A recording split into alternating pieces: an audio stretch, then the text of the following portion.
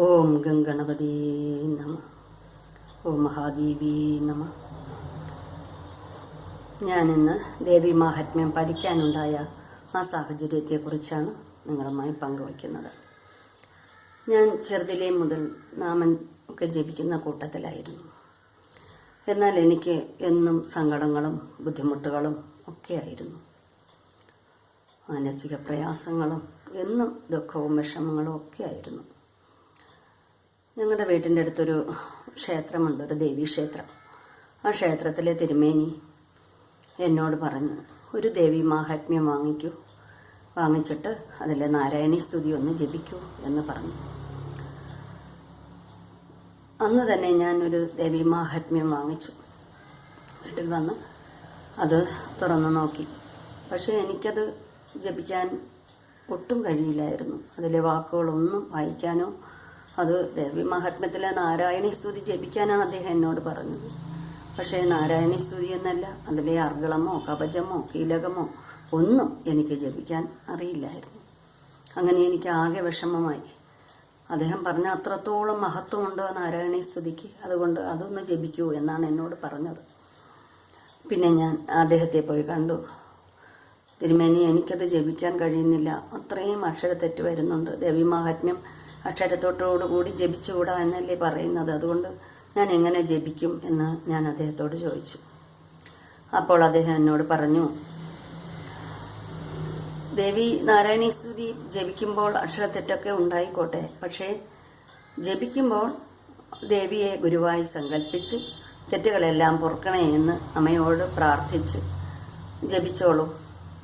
സമയമാകുമ്പോൾ ഒരു ഗുരുവിനെ അമ്മ തന്നെ കൊണ്ടുതരും. അപ്പോൾ പഠിക്കാൻ വിധിയുണ്ടെങ്കിൽ മുഴുവനും പഠിക്കാൻ പറ്റും എന്ന് അദ്ദേഹം എന്നോട് പറഞ്ഞു.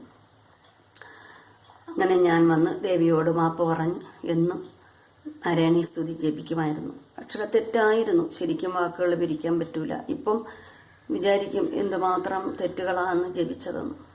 പക്ഷേ എങ്കിലും എല്ലാ ദിവസവും ഞാൻ ദേവി നാരായണീ സ്തുതി ജപിക്കുമായിരുന്നു.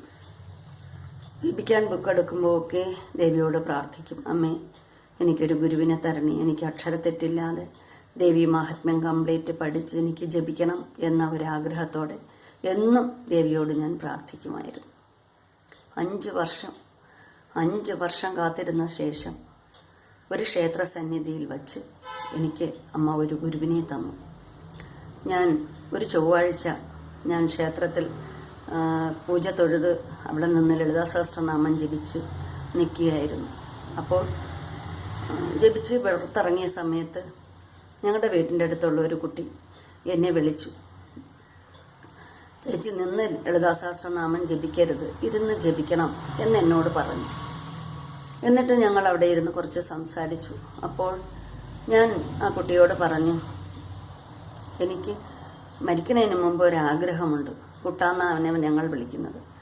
കുട്ട, എനിക്ക് ദേവി മാഹാത്മ്യം അക്ഷരത്തെറ്റില്ലാതെ പഠിക്കണം എന്നൊരാഗ്രഹം എനിക്കുണ്ട്. എങ്ങനെ നടക്കുമെന്നൊന്നും എനിക്കറിയില്ല. അത് സത്യം പറഞ്ഞാൽ അവനോടത് പറയാൻ തോന്നിയത് തന്നെ എൻ്റെ ഉള്ളിൽ ആരോ ഇരുന്ന് ദേവി മാഹാത്മ്യത്തെക്കുറിച്ച് അന്നേരം ഓർമ്മിപ്പിച്ചത് കൊണ്ടാണ് അത് ഞാൻ പറയാൻ തന്നെ തുനിഞ്ഞത്. അപ്പോൾ ചിരിച്ചുകൊണ്ട് എന്നോട് പറഞ്ഞു, ഞാൻ പഠിപ്പിക്കാം ചേച്ചി എന്ന് പറഞ്ഞു. പക്ഷെ എനിക്കൊട്ടും വിശ്വാസം വന്നില്ല. എന്നിട്ട് ഞങ്ങൾ അവിടെ കുറേ നേരം വീണ്ടും ഇരുന്നു കാര്യങ്ങളൊക്കെ പറഞ്ഞു. അത് കഴിഞ്ഞ് പോകാൻ നേരത്തെ എൻ്റെ അടുത്ത് പറഞ്ഞു, ചേച്ചി നമ്പർ ഇതാ, ഞാൻ വിളിക്കാം എന്ന് പറഞ്ഞു.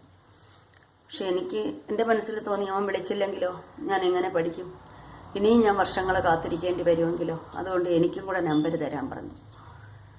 ഞാൻ എപ്പോഴും വിളിച്ച് ശല്യപ്പെടുത്തുമ്പോഴെങ്കിലും വന്ന് പഠിപ്പിക്കുമല്ലോ എന്നുള്ളൊരു മനസ്സിൽ തോന്നിയതുകൊണ്ട് ഞാൻ നമ്പർ വാങ്ങിച്ചു. ഞങ്ങൾ 2 വഴിക്കായിട്ട് പോവുകയും ചെയ്തു. പക്ഷേ എനിക്കൊരു ഹൃദയത്തിൽ ഭയങ്കരമായ ഒരു സന്തോഷം തോന്നണ ഒരു അനുഭവം. ചാമുണ്ഡി ദേവിയുടെ നടയിൽ വച്ച് ഈ ദേവി മഹാത്മ്യം പഠിക്കണമെന്നുള്ള ആഗ്രഹം 5 വർഷത്തോളമായി കുടികൊണ്ട് മനുഷ്യൻ എൻ്റെ മനസ്സിനകത്ത് ഇരിക്കുകയാണ്. ആ ചാമുണ്ടീശ്വരിയുടെ നടയിൽ വച്ചാണ്, ചാമുണ്ടീശ്വരിയാണ് ഈ കുട്ടിയെ കൊണ്ട്, ഈ പൊന്നുമോനെ കൊണ്ട് എന്നെ അടുത്ത് എത്തിച്ചതും.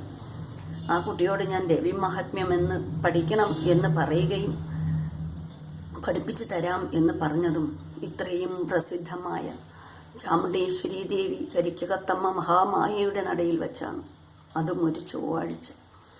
എൻ്റെ മഹാദേവിയാണ് എനിക്ക് ഗുരുവിനെ തന്നത്. അങ്ങനെ ഞാൻ വീട്ടിൽ വന്നു. വൈകുന്നേരമായപ്പോൾ എന്നെ വിളിക്കുന്നു. ചേച്ചി ഒരു കാര്യം ചെയ്യും, അപ്പോൾ വിദ്യാരംഭ സമയമാണ്.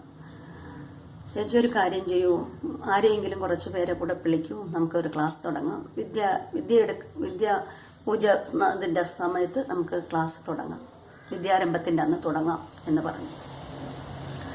അങ്ങനെ ഞാനിവിടെ എനിക്ക് വേണ്ടപ്പെട്ട ആൾക്കാരടുത്തും അടുത്തുള്ള ആൾക്കാരടുത്തും പഠിക്കാൻ ബുദ്ധിമുട്ടൊന്നുമില്ല, പഠിക്കാൻ സൗകര്യവും സമയവും ഒക്കെ ഒക്കും എന്നുള്ള ഒരുപാട് ആൾക്കാരടുത്ത് പറഞ്ഞു.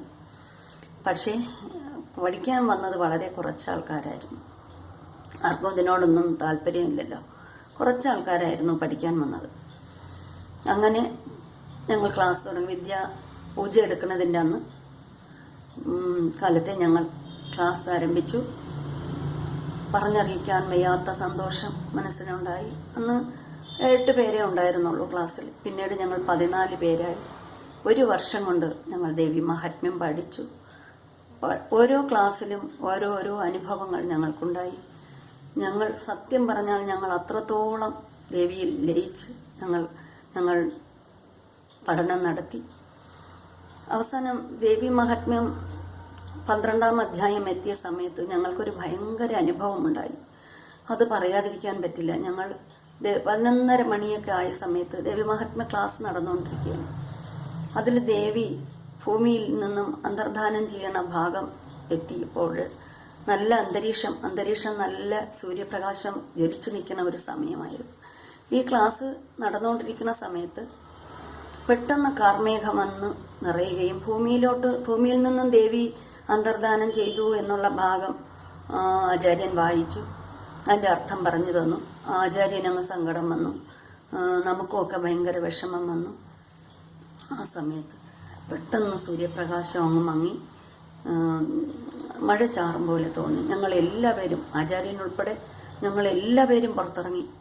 സത്യം പറഞ്ഞാൽ ഞങ്ങളങ്ങ് എന്ത് പറയണമെന്ന് അറിഞ്ഞൂടാ. അപ്പോൾ ഞങ്ങൾക്ക് മനസ്സിലായി ദേവി ഞങ്ങൾക്കൊപ്പം ഉണ്ട് എന്ന് മനസ്സിലായി. അത് കഴിഞ്ഞ് പിന്നീട് ഒരു 2 ശ്ലോകവും കൂടെ കഴിയുമ്പോഴത്തേക്കും അടുത്തത് ദേവി വീണ്ടും ദേവന്മാരുടെ സാധ്യത്തിനായിട്ട് ദേവി വീണ്ടും വരും എന്നുള്ളൊരു ഭാഗം പറയുന്നുണ്ട്. ആ ഭാഗമായപ്പോഴത്തേക്കും വീണ്ടും നല്ല വെളിച്ചമായി. അങ്ങനെ ഒരു അനുഭവം ഞങ്ങൾക്കുണ്ടായിട്ടുണ്ട്. അങ്ങനെ എത്ര അനുഭവങ്ങൾ ഞങ്ങൾക്കുണ്ടായിട്ടുണ്ട്. അതുകൊണ്ട് ദേവി മഹാത്മ്യം പഠിക്കാൻ ഞങ്ങൾക്ക് ഭയങ്കര താല്പര്യമായിരുന്നു.